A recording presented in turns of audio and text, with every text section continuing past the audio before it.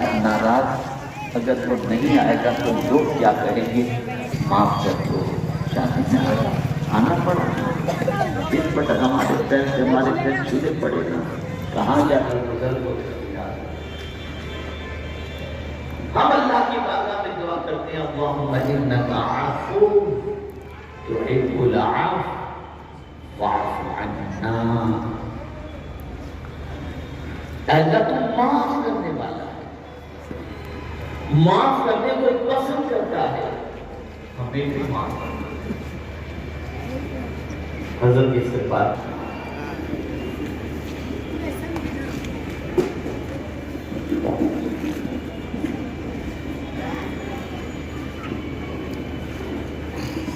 علماء اہل سنت نعرہ رسالت، نعرہ رسالت۔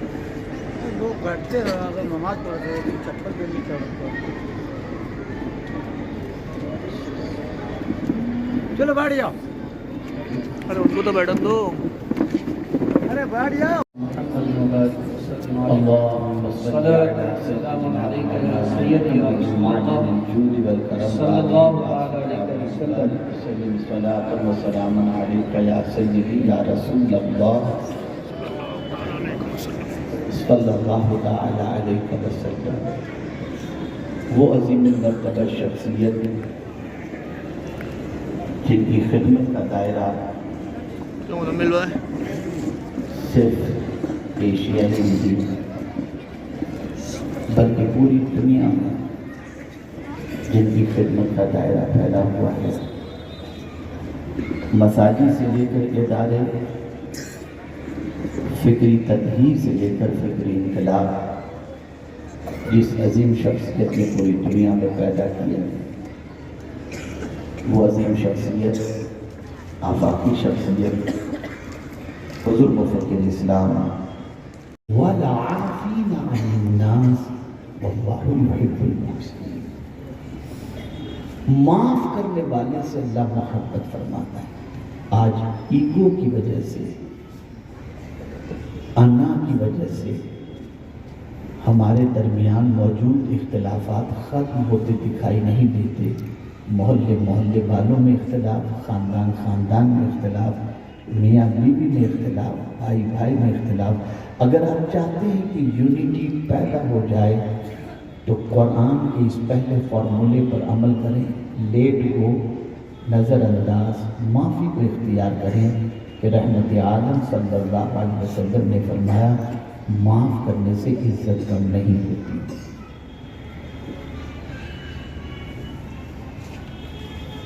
اپنے ذاتی معاملے میں معاف کرنا ہے، جہاں اختلاف شرعی ہو اس کی بات جدا ہے۔ دوسری پالیسی، دوسرا حکم قرآن نے جو عطا فرمایا وہ یہ وَأْمُرْ بِالْعُرْفِ، اچھی بات کرو۔ اس لیے کہ آپ دیکھیں حضور مفکر اسلام سے آپ محبت کرتے ہیں، مولانا سید امین القادری صاحب سے محبت کرتے ہیں، یا اور دیگر ہمارے علماء اہل سنت و مشائخ اہل سنت سے محبت کرتے ہیں، اس کی ایک وجہ یہ بھی ہے وَأْمُرْ بِالْعُرْفِ، وہ اچھی باتوں کا حکم دیتے ہیں۔ اور یہ یقینی طور پر ہے کہ جب کوئی اچھی بات بتاتا ہے تو اس کی محبت دل میں پیدا ہوتی ہے، اور ہم اگر گالی گلوچ کا سہارا دیں، گندے الفاظ استعمال کریں تو اس سے ہماری محبت پیدا نہیں ہوگی۔ اس لیے قرآن نے کہا اچھی باتوں کا حکم دو، اس لیے کہ ہر اچھی بات کے حکم دینے والے کے لیے دل میں محبت پیدا ہوتی ہے۔ خاندانی اختلاف بھی ہے تو قرآن نے اس کو بھی فرمایا بہت اچھے انداز کے اندر ادفع بالتی ہی احسن، اچھے انداز میں ڈیفنس کرو۔ فإذا الذي بينك وبينه عداوة كأنه ولي حميم، تمہارے اور ان کے درمیان جو اختلاف تھا اللہ اسے جگری دوستی میں تبدیل فرما دے گا۔ تو اچھی باتوں کا حکم۔ تیسری چیز قرآن نے بیان فرمائی وَأَعْرِضْ عَنِ الْجَاهِلِينَ، بہت سارے ایسے ہوں گے کہ ہزار ان کو اچھی بات کرو، ان سے معافی مانگو، ان کو سمجھاؤ بھئی غلطی ہو گئی، پھر بھی وہ ماننے کے لیے تیار نہیں ہوں گے تو قرآن نے کہا وَعَارِضًا چاہیے جائزوں سے پرہیز کرو. کوئی چھوڑنا کہ اس نے گالی دی تو میں بھی گالی دوں گا، اب میں نہیں چھوڑنا، چھوڑ دو، لیٹ کو کرو. امام اعظم ابو حنیفہ رحمۃ اللہ تعالیٰ علیہ کے معاصرین میں بعض لوگ آپ سے حسد کرتے تھے تو چند گنڈوں کو آپ کے پیچھے چھوڑ دیا کہ ان کو برا بھلا کہو. وہ امام اعظم کو گالیاں بکتے بکتے ان کے گھر تک پہنچے. امام اعظم گھر کے دروازے کے پاس پہنچ کر کھڑے ہو گئے، مڑ کر دیکھا ان کی طرف، ان سے فرمایا جتنی تمہارے دل میں بھڑاس ہو نا نکال لو، تاکہ تم جو ہے نا کوئی چیز اپنے ساتھ لے کر کے نہ جاؤ. میں نہیں چاہتا کہ تمہاری طبیعت خراب ہو اور تمہارے دل میں کوئی بات رہ جائے. اتنا سننا تھا کہ وہ قدموں پہ گر گئے اور اس سے متاثر ہو کر انہوں نے کہا امام اعظم ہونے کا حق آپ ہی کو حاصل. اب آگے بڑھیے. وَإِمَّا يَنزَغَنَّكَ مِنَ الشَّيْطَانِ نَزْغٌ فَاسْتَعِذْ بِاللَّهِ. جب شیطان تمہیں جھگڑے کے لیے اس کے لائے ورگلائے، چھوڑنا مت، توڑ ڈالو دان، پھوڑ ڈالو سر. جب تمہیں یہ شیطان ورگلائے فاستعذ باللہ، اللہ کی پناہ مانگو. اس لیے کہ مفتیان کرام موجود ہیں. زیادہ تر استفتاء جو ہے دارالفتاء میں آتے ہیں تو اس میں ایک سوال ہوتا ہے ہم نے مفتی صاحب غصے میں طلاق دی، طلاق ہوئی کہ نہیں؟ یہ غصہ کہاں سے آیا؟ شیطان کی طرف سے. تو جب کبھی غصہ آئے فاستعذ باللہ، اعوذ باللہ من الشیطان الرجیم پڑھ لو، اللہ تعالیٰ اپنی پناہ عطا کر دے گا اس شیطان سے. انشاءاللہ آپ کا غصہ ٹھنڈا ہو جائے گا اور یہ اختلاف اتحاد میں اللہ تبدیل فرما دے گا. تو آج کے اس عظیم الشان جشن دستار بندی کے موقع پر مجھے جو موضوع دیا گیا تھا کہ معاشرہ کیسے مستحکم ہو، ایک دستور میں نے قرآن کی روشنی میں عطا کر دیا.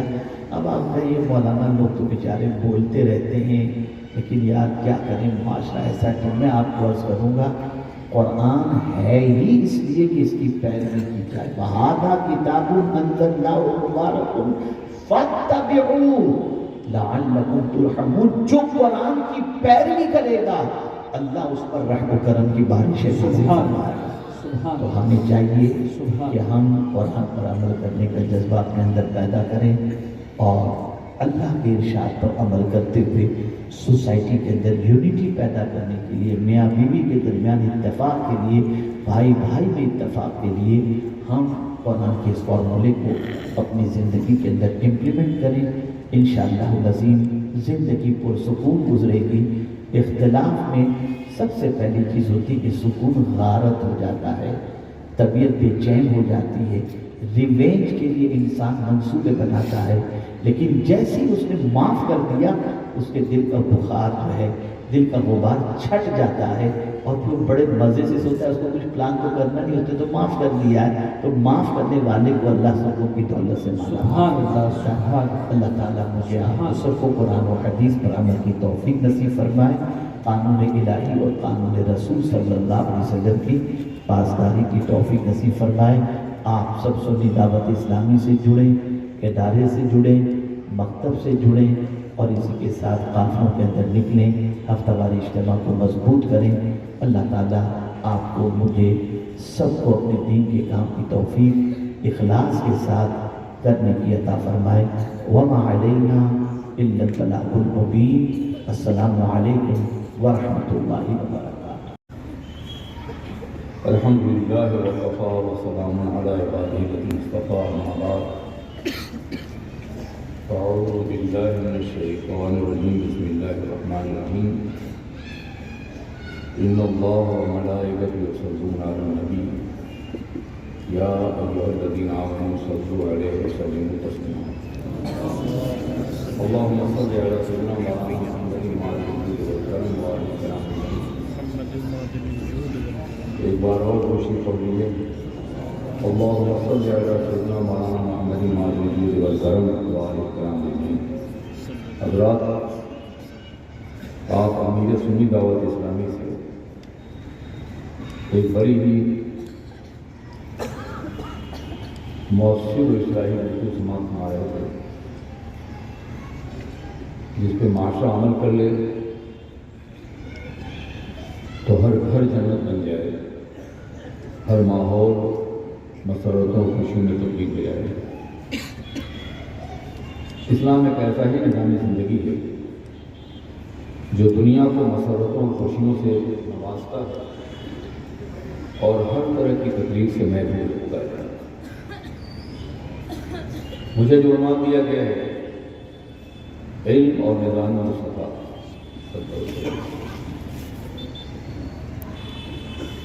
عنوان کے ہمیں گیری اور وسعت اقدار کا تقاضا کرتی ہے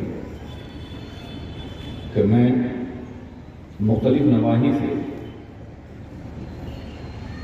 علم پہ گفتگو کروں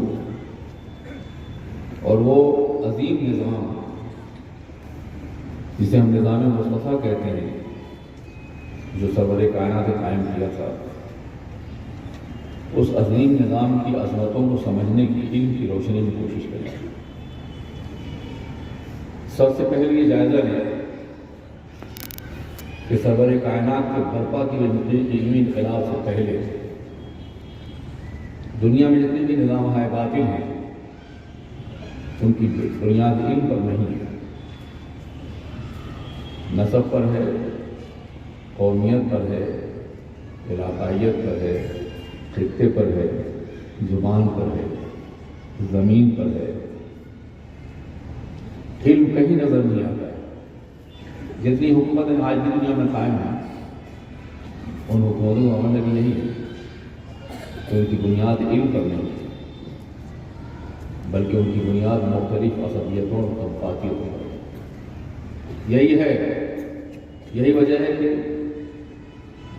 ہر معاشرہ ظلم کا آئینہ دار بن چکا ہے، برائیاں معاشرے کا حصہ بن چکی ہیں، ظلم نے عدل کا لبادہ اوڑھ رکھا ہے، انصاف کہیں نہیں پایا جاتا مگر بے انصافی کو انصاف کا نام دیا جاتا ہے۔ یہ سب اس لیے ہے کہ کسی بھی سوسائٹی نے اور کسی بھی نظام حکومت نے علم کی بنیاد پر کام کرنے کی کوشش نہیں کی، علم کو اپنا محور، علم کو اپنا مرکز نہیں بنایا،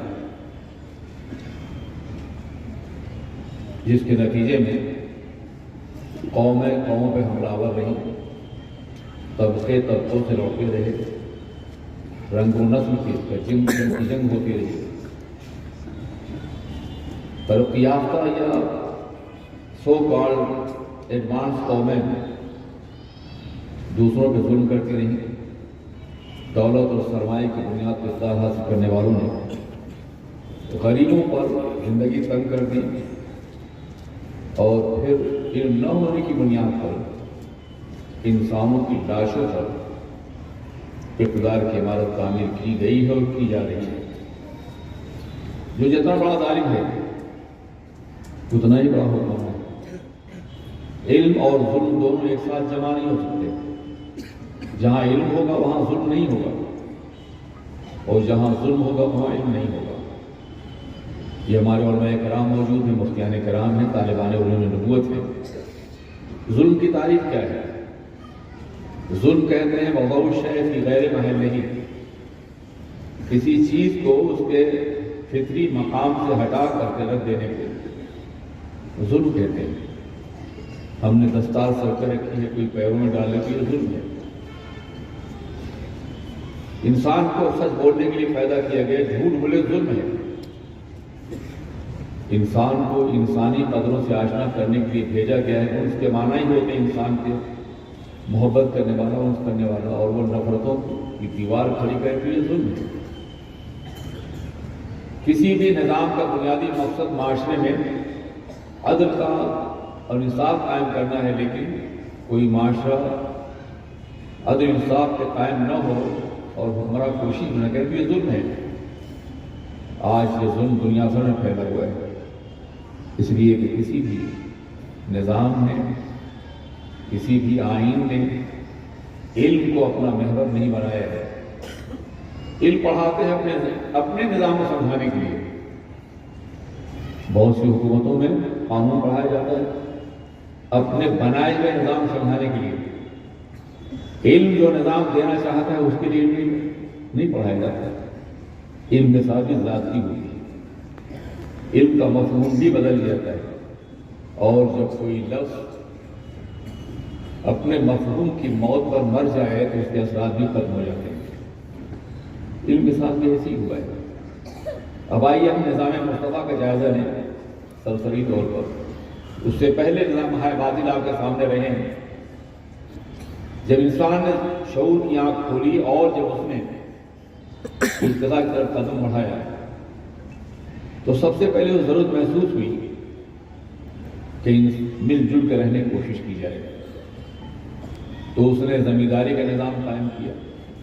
جو بڑا زمیندار ہے جاگیردار ہے وہ حکمران ہے. ان زمینداروں نے ظلم کی انتہا کر دی. علم کے دروازے بند کر دیے. غریب بچوں میں مظالم کیے. ان کو چکیوں پیستے رہے. ان سے کام لیتے رہے. انہیں رسوا کرتے رہے. ان کے لقمے چھینتے رہے. وہ کاشتکار جو غلہ پیدا کرتا ہے وہ بھوکوں مرتا رہا. دنیا میں ہمیشہ یہ ہوتا رہا ہے. آج بھی ہو رہا ہے. دہقان ہے کسی کھیت کا اگلا ہوا مردہ بوسیدہ کفن جس کا بھی زیر زمین ہے.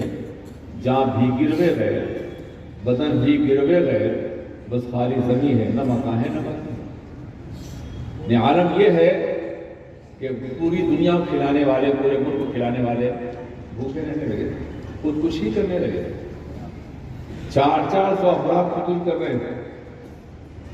یہ اس لیے کہ کبھی بھی زمینداران نظام میں اس بات کا موقع نہیں دیا کہ وہ غریبوں کی غربت کو محسوس کر سکے. علم ہوتا تو محسوس کرتے. علم کی بنیاد بنتی تھی. تو پہلے نظام جو تھا ہمارے سامنے وہ زمینداروں کا نظام تھا. اس کے بعد ذرا زیادہ ترقی یافتہ ہوئے اور یہ ترقی بھی اپنے اپنے شعور اور اپنے ارتقائی مزاج کے اعتبار سے تو قبائلی نظام ہو گیا. ایک قبیلے کا سربراہ پورے قبیلے کی آبرو عزت وقار سب کا مالک ہوتا تھا. اس قبیلے کے سربراہ کے سامنے سب سجدہ ریز ہوتے تھے. اور اس نظام نے بھی ظلم کی انتہا کر دی.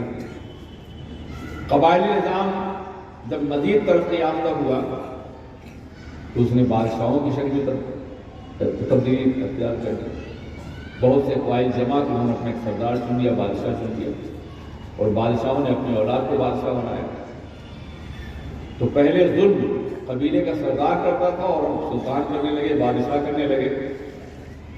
ظلم ہمیشہ چلتا رہا اور یہ قدر مشترک رہی ہے قبائل میں, سرداروں میں اور بادشاہوں میں کہ اپنی بادشاہت کو اپنی سرداری کو باقی رکھنے کے لیے عوام کو جاہل رکھنا یہ ان کے لیے ضروری تھا. انہیں دور سے میں ایسی زمینوں کو جانتا ہوں بر صغیر میں کہ جن زمینوں میں سرداروں نے ان تمام پڑھنے والوں کی گردنیں کاٹ دی, انہیں دفن کر دیا جو اسکول قائم کرنا چاہتے. اس لیے کہ وہ نہیں چاہتے تھے کہ بچہ بالغ اور باشعور ہو جائے تو ہماری سرداری کو چیلنج کر سکے, ہمارے مد مقابل آ جائے. اب بھی یہ نظام بہت سی جگہوں میں قائم ہے. میں نے دیکھا ہے ان زمینوں کو. تو کبھی بھی اپنے اقتدار کو باقی رکھنے کے لیے سرمایہ دار ہو یا شہنشاہ ہو یا جاگیردار ہو یا قبیلے کا سردار ہو وہ عوام کو پڑھنے کی اجازت نہیں دیتا. اس کے بعد جمہوری نظام ہے جس کو بہت اچھی طرح سے پیش کیا گیا. مگر جمہوری نظام میں جانتے ہیں کیا ہوگا, پہلے ایک بادشاہ ہوتا تھا, اس کے وزراء ہوتے تھے. اب پارلیمنٹس ہیں, اس کے حکمراں ہیں, اس کے ممبرز ہیں, وہ سب بادشاہ ہیں. سب اپنے اپنے طور پہ ظلم کی بنیادیں رکھتے ہیں. پہلے کسی ایک کی غلامی تھی, اب ہر علاقے میں کوئی ہے آقا بنا ہوا ہے, بلکہ سب غلام نظر آتے ہیں. اور پھر سب سے بڑا نقصان یہ ہوا جمہوری نظام میں کہ اکثریت کی حکومت ہونے لگی. اقلیت کی بات سننے کا کوئی موقع کسی کو نہیں دیا گیا. یہ انتہائی تباہکن صورتحال پیدا ہوئی. نتیجہ یہ ہوا کہ اکثریت نے ہمیشہ اقلیتوں کو غلام بنا کے رکھا. اور غلام بنائے رکھنے کے لیے پالیسیاں وضع کی۔ یہ جمہوری نظام کی خرابی تھی۔ جمہوری نظام کے آغاز میں اقبال نے کہا تھا، دیوی استبداد جمہوری قضا میں پائے خون، تو سمجھتا ہے آزادی کے لیے نیت کری؟ یہاں بھی ظلم ہی کی نئی روایت ہے۔ اسلام نے بھی جمہوریت کی بات کی ہے، مگر کنٹرول اینڈ گائیڈڈ بائی قرآن ہے۔ پہلے قرآن نے اصول متعین کیے، غریبوں کے حق مقرر کیے، غیر مسلموں کے حق مقرر کیے، کمزوروں کے حق مقرر کیے، یتیموں کے حق مقرر کیے، کاشتکاروں کے حق مقرر کیے۔ پہلے حقوق کا تعین کیا گیا اور پھر فیصلے کی اجازت دی گئی تاکہ کسی نے ظلم نہ ہونے پائے۔ یہ علم کی بنیاد ہے۔ پیغمبر اعظم نے جو علم دیا تھا اس کی بنیاد انصاف پر تھی، عدل پر تھی۔ وہ اس علم کا بنیادی مقصد یہ تھا کہ کسی کو زیادتی نہ ہونے پائے۔ اسلام میں مسلمان تو مسلمان ہے، اگر مسلم حکومت میں کوئی غیر مسلم بس رہا ہو تو اس کے اوپر بھی زیادتی کو برداشت کرنا کبھی بھی اسلامی نظام اور نظام مصطفیٰ کا کو گوارا نہیں ہے۔ 12 ایسا ہوا ہے کہ مسلمانوں کے مقابلے میں غیر مسلموں کو اہمیت دی گئی۔ جناب عمر فاروق کی بارگاہ میں یہودی کا مقدمہ آیا اور جناب عمر فاروق نے یہودیوں کے حق میں فیصلہ کیا۔ یہ فیصلہ اس لیے انہوں نے دیا کہ وہ جانتے تھے کہ اسلام مذہب کی بنیاد پر، طبقاتیت کی بنیاد پر کسی بھی ظلم گوارا نہیں کرتا۔ ایک دفعہ تو ایسا ہوا جناب علی پاک رضی اللہ تعالیٰ عنہ صلی اللہ الغالب اور ایک یہودی کا مقدمہ پیش ہوا اور اس میں شہادت اور گواہی نہ ہونے کی بنیاد پر جناب عمر نے یہودی کا فیصلہ کیا۔ حضرت علی نے اپنے بیٹے کو پیش کیا، جناب امام حسن کو، اپنے خاص کہا نہیں یہ دونوں گواہ نہیں بن سکتے۔ نتیجہ کہ مقدمہ اور ڈگری جو ہے وہ یہودی کے حق میں ہوئی۔ یہودی نے کلمہ پڑھ دیا کہ یہ تو انبیاء کام تھا جو پہلے کیا کرتے تھے۔ ایک صداقت ہے جس کو ہم دیکھ رہے ہیں، ہم نے زیادتی کی ہے مگر فیصلہ ہمارے حق میں کیا گیا۔ ایک لفظ ذمہ بہت بدنام کیا گیا اس لفظ کو۔ مغربی اقوام نے اس کو باضابطہ گالی بنا کے پیش کیا، یعنی مسلم مملکت میں کوئی غیر مسلم رہے تو وہ ذمہ ہے، حالانکہ ذمہ کے معنی ہوتے ہیں وہ ہمارے ذمہ عظمت میں ہے، ہمارا ذمہ خدمت میں ہے، ہم اس کے ذمہ دار ہیں۔ یہ تھا اس کا مفہوم، مگر انہوں نے غلامی کے تحت نام دیا اور دوسرے نام دینے شروع کر دیے اور بھی زیادتیاں کی۔ ذمہ کیا ہے؟ ہمارے طلبہ کو جاننا ضروری، سوالات کیے جائیں گے ان سے۔ اصل میں ایسا ہے کہ جب کوئی مسلمان زکوٰۃ دیتا ہے تو 2.5% زکوٰۃ ادا کرتا ہے۔ مسلمان کے لیے ضروری ہے کہ اگر محاذ پہ جانا ہو، جہاد پر جائے گا، جان دے گا۔ غیر مسلم کے لیے نہ زکوٰۃ ہے نہ جہاد پہ جانا ہے، اور ہر صورت میں غیر مسلم کی عزت و آبرو کی حفاظت مسلم حکمران کی ہے۔ عزت و آبرو کی حفاظت، اس کے حقوق کی حفاظت، اس کے لیے ان سے زکوٰۃ کے مقابلے بہت تھوڑا سا پیسہ لیا گیا، اور اگر کبھی حفاظت سے ہاتھ اٹھ گیا تو اسے واپس کر دیتے تھے۔ جناب ابو عبیدہ جراح رضی اللہ تعالیٰ عنہ کو جب حضرت عمر فاروق نے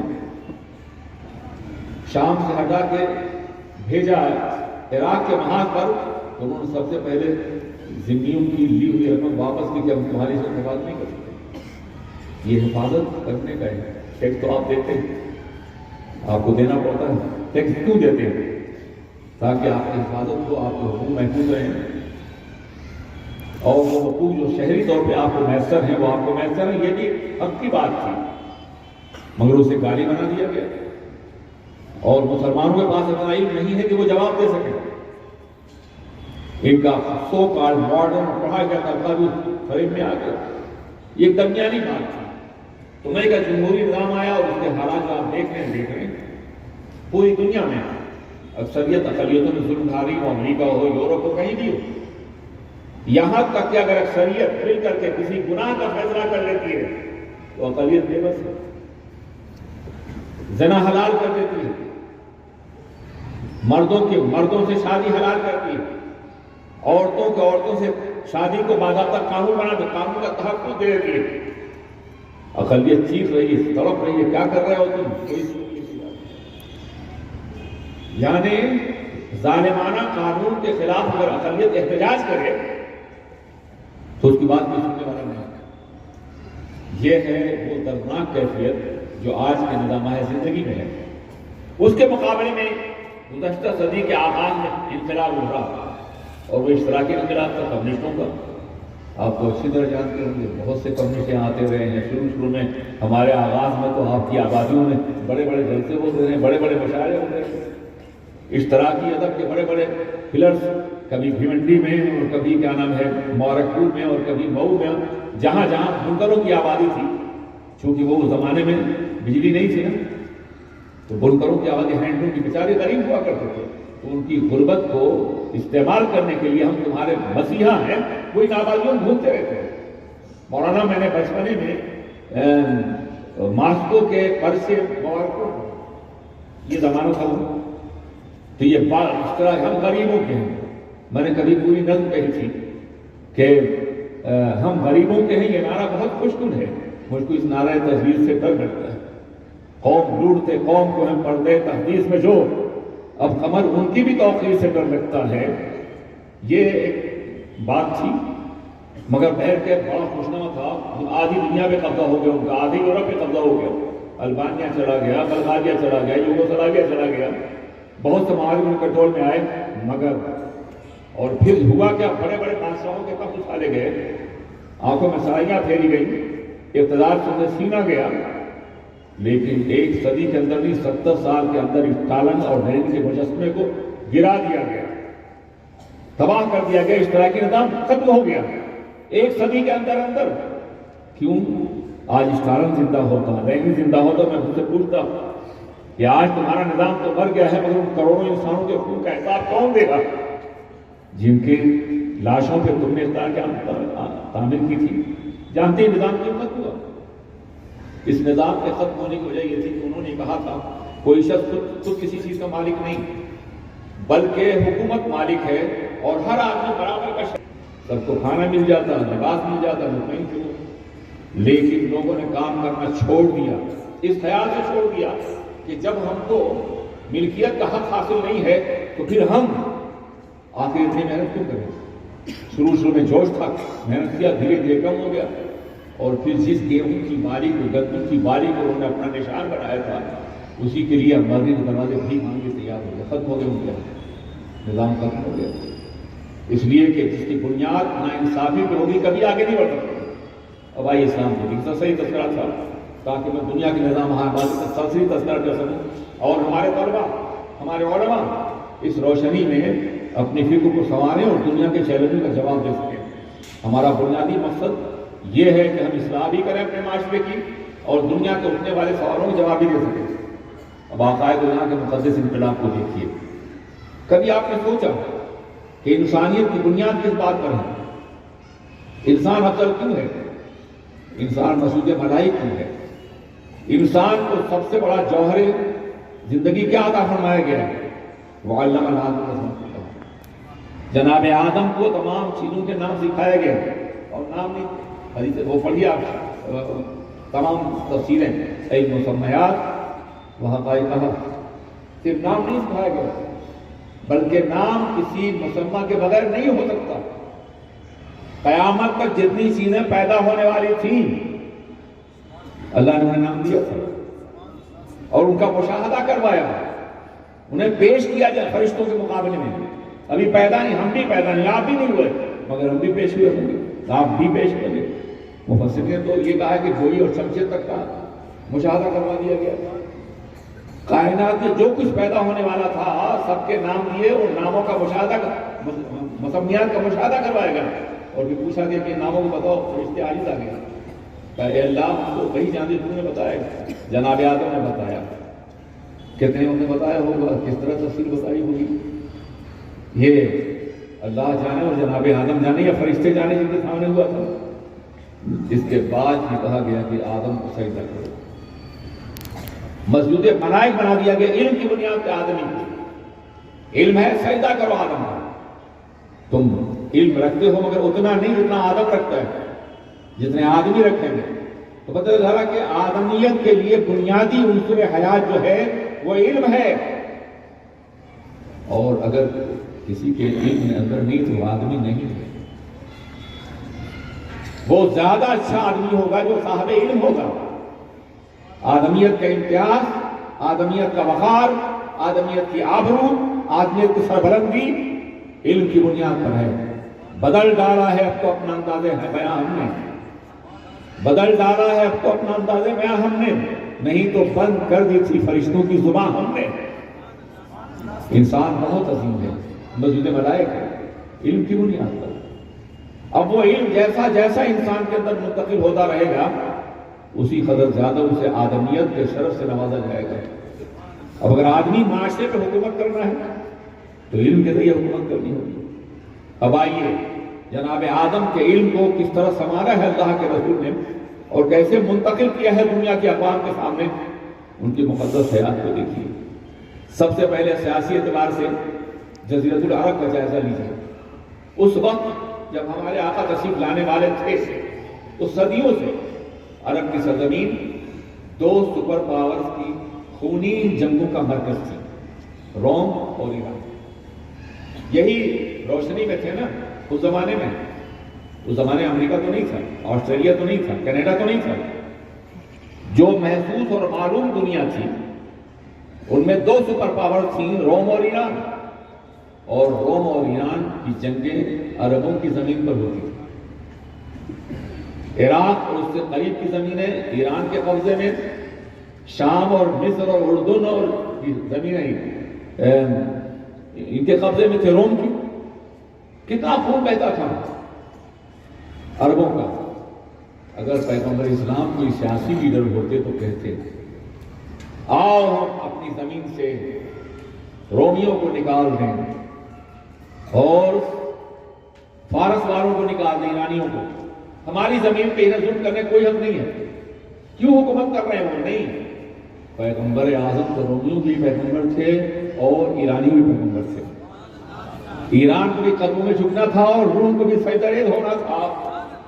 اس لیے آپ نے یہ نعرہ نہیں لگایا کہ اور انہیں میں نکال دیں. ان کو رکھیں مگر انہیں سنبھال دیں، انہیں رہنے دیں مگر آراستہ کر دیں، انہیں رہنے دیں کہ نظام زندگی دے دیں، انہیں دیں اور علم کی کا جوہر دے دیں، انہیں دیں اور حیا دے دیں. ان کو رہنے دیں اور ان کی انسانیت کو سنوار دیں، زلف انسانی کو نکھار دیں. آقا نے یہ کام کیا، انہیں نکالا نہیں، انہیں ظلم نہیں کیا. روم بھی قدموں میں جھکا اور ایران بھی. اور روم کے سارے مقبوضات بھی سرور کائنات محمد رسول اللہ کی غلامی فخ کرنے لگے. یہ مقبوضات، یہ سیریا، یہ سارے علاقے، یہ جارڈن، یہ مصر اسی کے مقبوضات تھے. تو یہ آقا نے انقلاب نفا علم کی بنیاد پر. وہ کوئی طاقت لے کے نہیں آئے تھے. انہوں نے تلوار کے ذریعے سے ان پہ قبضہ نہیں کیا ہے. وہ علم تھا، وہ اخلاق تھا. علم اخلاق کو سنوارتا ہے، علم کردار کو سنوارتا ہے، علم زندگی کو سنوارتا ہے، علم عادل کا نظام قائم کرتا ہے. علم کے ذریعے سے انسان انسانی قدروں کا حامل ہوتا ہے. پہلے علم پھیلایا اور پھر پہ قبضہ فرمایا آپ نے. اور قبضہ بنانے کے لیے نہیں بلکہ اپنے برابر مسلمانوں کے برابر انسانیت دینے کے لیے. میرے عزیز ساتھیو، اب آئیے انقلاب مصطفیٰ کا جائزہ لیں. حضور سید عالم سرور کائنات محمد رسول اللہ صلی اللہ علیہ وسلم کہ پہلی وحی پاک نازل ہوئی اقرا. اور یہ اس سے پہلے کہ آپ اپنی نبوت کا اعلان کریں، اس سے پہلے کہ آپ ایک نئے نظام زندگی کا اعلان کریں، اس سے پہلے کہ آپ ایک نئے قانون کا اعلان کریں، اس سے پہلے کہ آپ قرآن پاک کے مقدس نظام زندگی کا اعلان کریں، پڑھیے کون پڑھانے والا ہے؟ معلم حقیقی پروردگار عالم. شاگرد کون ہیں؟ سرور کائنات ہیں. کبھی آپ نے سوچا اور غور کیا کہ ہم کس کے شاگرد ہیں؟ سرور کائنات. وہ کس کے شاگرد تھے؟ رب العزت کے. کتنا عظیم مرتبہ ہے اسلامی علوم کا جو بارگاہ ہے مصطفیٰ صلی اللہ علیہ وسلم کو ملے. کبھی ہم نے محسوس کیا؟ پڑھیے، یہ پہلی وحی پاک ہے، آغاز نبوت کے لیے سب سے پہلے پڑھیے کو حکم دیا گیا۔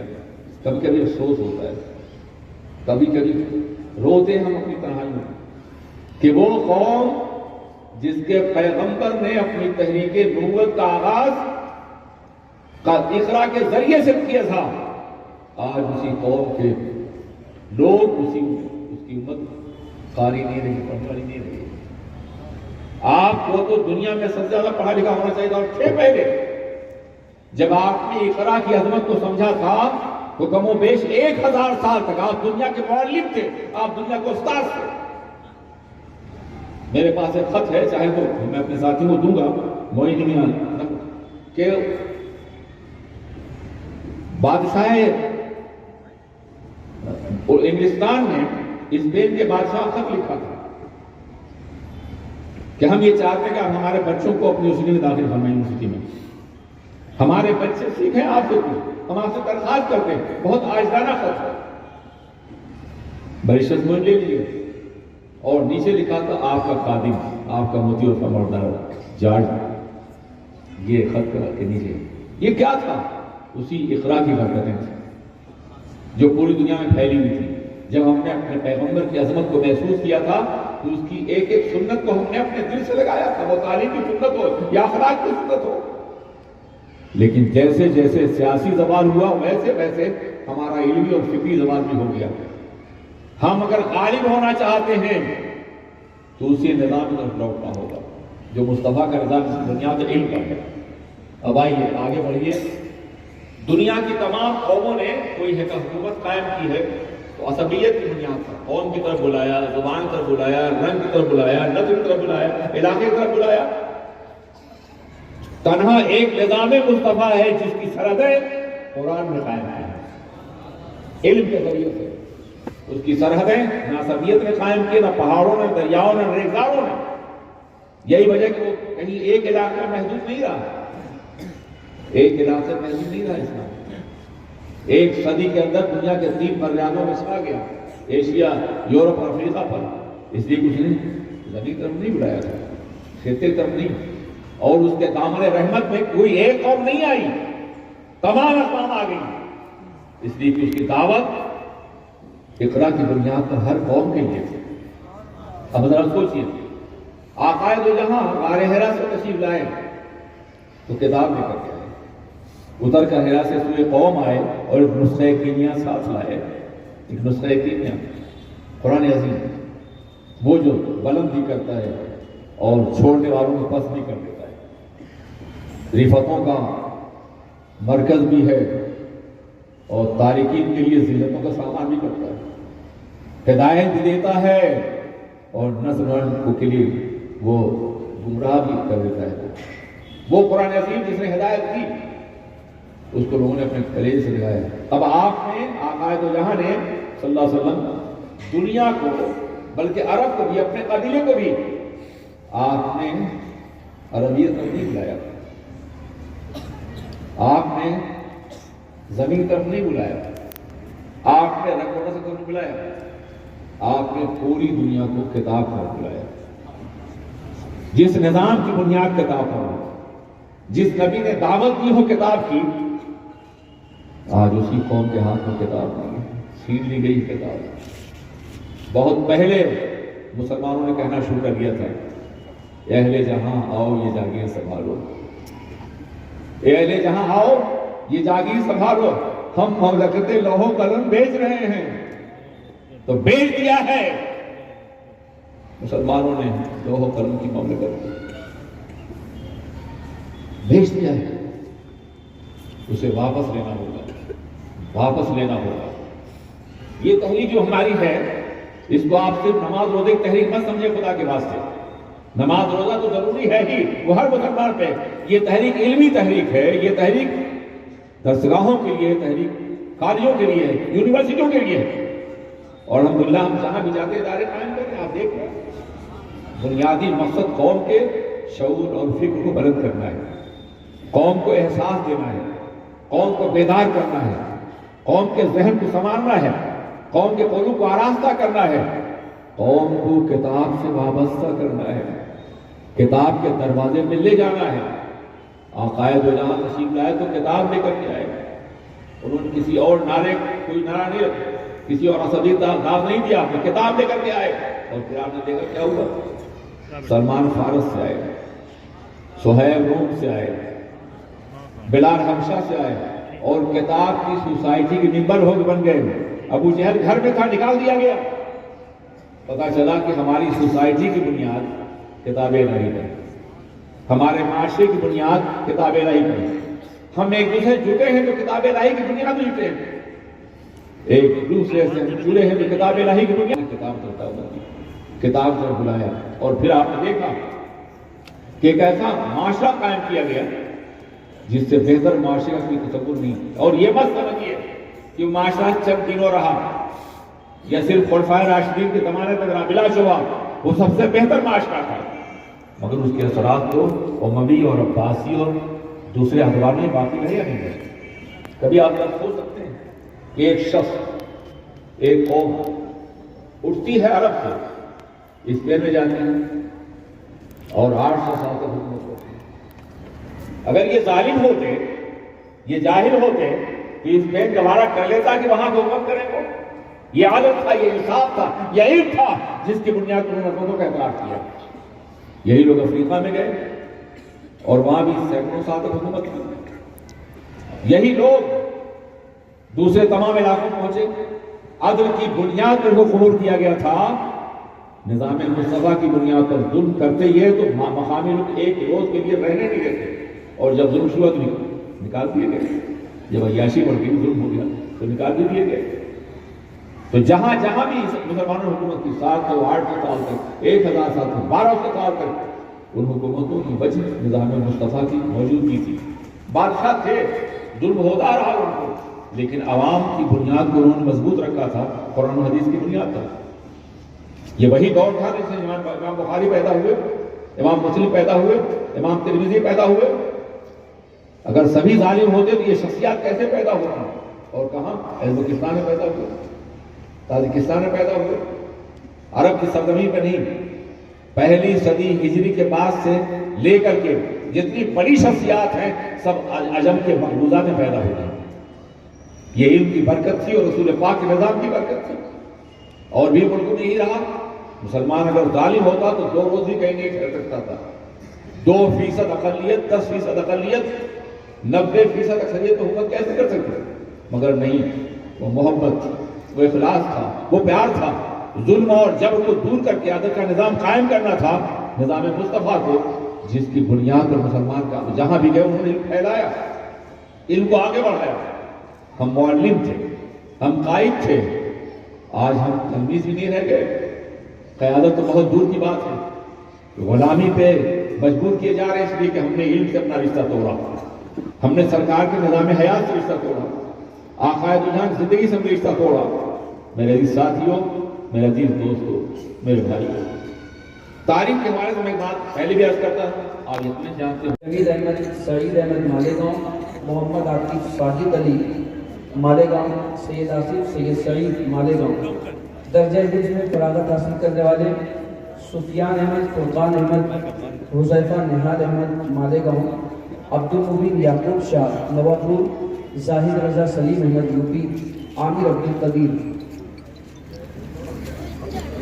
علماء کرام اور حضور مفکر اسلام اور حضور امیر رسول دعوت اسلامی کے ہاتھوں سے ان طلباء کی دستار طیبہ فردوس بنت فاروق، علیزہ طلعت بنت جمیل احمد، عظما عقیل احمد، زیبہ صدر بنت اسماعیل، سمینہ کوثر بنت ریاض احمد، حمیرہ نوری بنت مختار احمد، ہیرا نوری بنت مختار احمد۔ جامعہ خدیجہ کبریٰ شعبہ عالمیت سے فراغت حاصل کرنے والی طالبات نور السحر بنت قدوس احمد، منتشا تبسم بنت قدوس احمد، بشرا ارم بنت سراج احمد، ارم صبا بنت رمضان احمد، توبہ ارم بنت اخلاق احمد، رمشا ارم بنت شاہد اختر، منیبہ مقدسہ بنت شکیل احمد۔ مدرسہ اہل سنت بن بطول شعبہ تیرس سے فراغت حاصل کرنے والی طالبات البینہ بنت یاسین احمد، انصاری مصباح پروین بنت نعیم اختر، ندا فردوس بنت راشد احمد، اقصی انم بنت سہیل احمد، मोमिन आयशा सिद्दीक़ा बिन्त बशीर अहमद, रिफात नाज bint rice Ahmad, हारिसा Parveen bint सुल्तान बेग, सैयदा फिरदौस बिन्त निसार अहमद, मोमिन सादिया सदफ बिन्त इसराइल अहमद, अर्शिया नाज मुख्तार अहमद। मदरसा अहले सुन्नत अंजुमन शहदा अशरफी शोबा दरस से फरागत हासिल करने वाली तालिबात अरूबा तहसीन बिन्त रफ़ीक अहमद, मोमिन फ़ायज़ा फिरदौस bint Altaf Ahmad, Ansari Ayesha Siddiqa bint Salahuddin, Ansari Samia Siddiqa bint Salahuddin, Iram फिरदौस सलीम अहमद, उज़मा बिन्त ज़ाकिर हुसैन, ज़ैनब सदफ़ बिन्त आसिफ खान, आमना बिन्त शेख यासीन। जामिया फ़रीदतुल कुबरा शोबा मुबल्लिगा कोर्स से फरागत हासिल करने वाली फातिमा बिन्त महफूजुर रहमान, मुस्फिरा इरम बिन्त रहमतुल्लाह, असरा कौसर बिन्त आसिफ अहमद, मोमिन दरख्शिंदा बिन्त अमीन।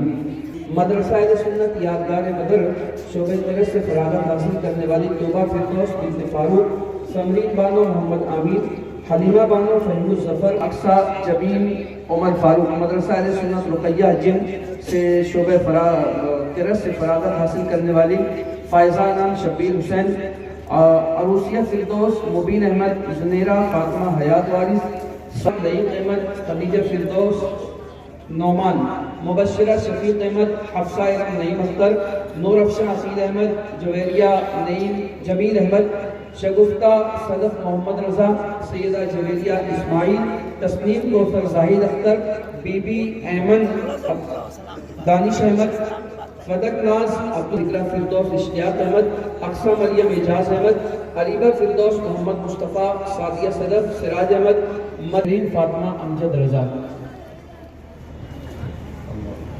अल्हम्दुलिल्लाह उसका नतीजा आपके सामने है।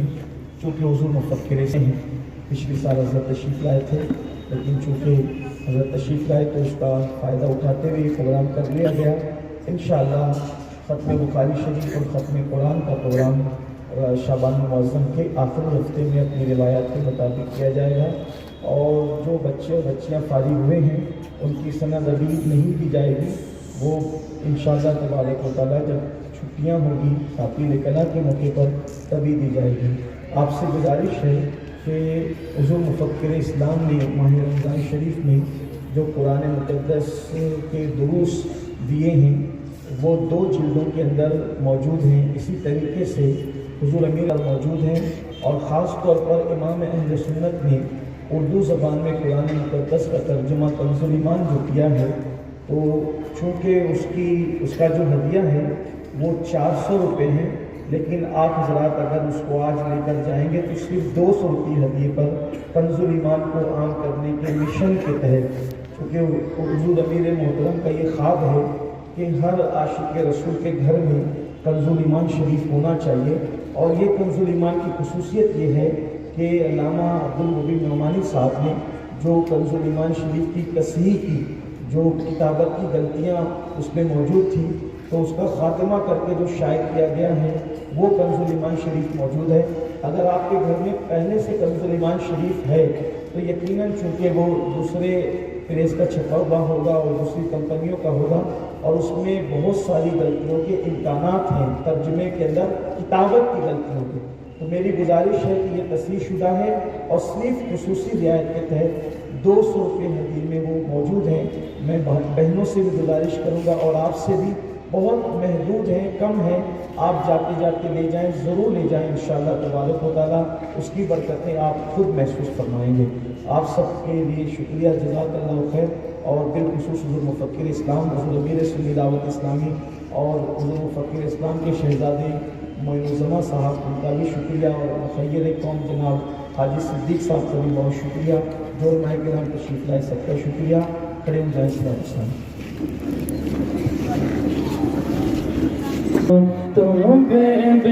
पहले मर्द हज़रात निकलेंगे, दरवाज़ा खोल दें, यहाँ से मर्द हज़रात के यहाँ से बाद वहीं जाएंगे डायरेक्ट। इंशाअल्लाह। स्टेज से उतर के डायरेक्ट वहीं जाएंगे। हाँ वही उसके वहीं जाएंगे।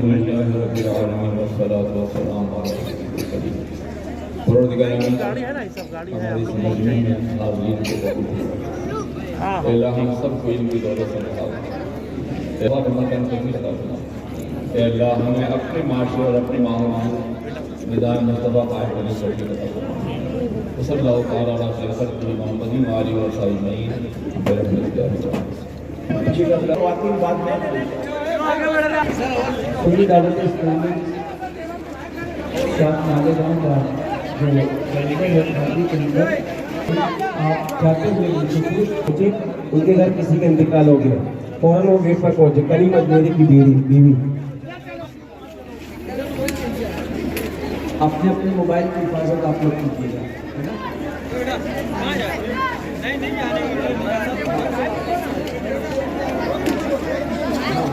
اور ہمارے مبلغین اور معاونین سے گزارش ہے کہ کرسیاں سمیٹ لیں۔ ایسا بردار ہو گیا مجھے دیکھ رہے ہیں، تو اگر مناسب ہو تو میں سلام کرتا ہوں، جواب دیجیے اور مسافر سے مجھے معذور ہے۔ السلام علیکم ورحمۃ اللہ وبرکاتہ۔ راستہ چھوڑیے۔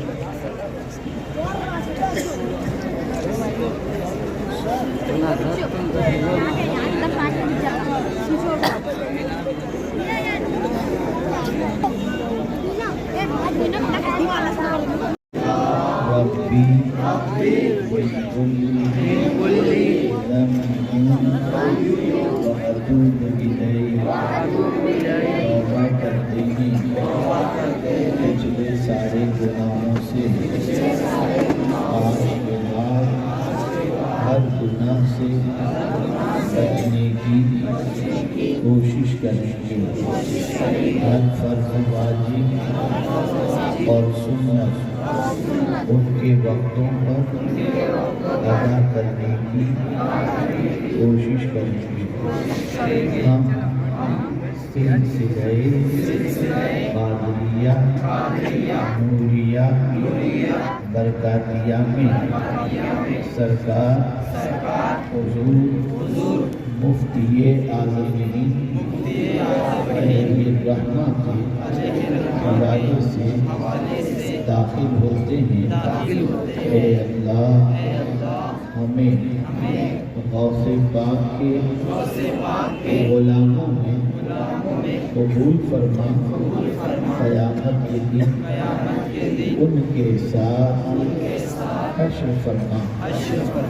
الہی خیر گردانی بہت کے شاہد جیلانی، الہی خیر گردانی بہت کے شاہد جیلانی، الہی خیر گردانی بہت کے شاہد جیلانی۔ وصلی اللہ تعالی علی سیدنا محمد मालेगांव मुस्तफ़ा भंगार बाज़ार डायमंड कारपेट होलसेल रेट में कारपेट दिया जाता है। हर किस्म का यहाँ पर कारपेट दिया जाता है। हमारा पता याद रखें, मालेगांव मुस्तफ़ा भंगार बाज़ार डायमंड कारपेट होलसेल रेट में दिया जाता है।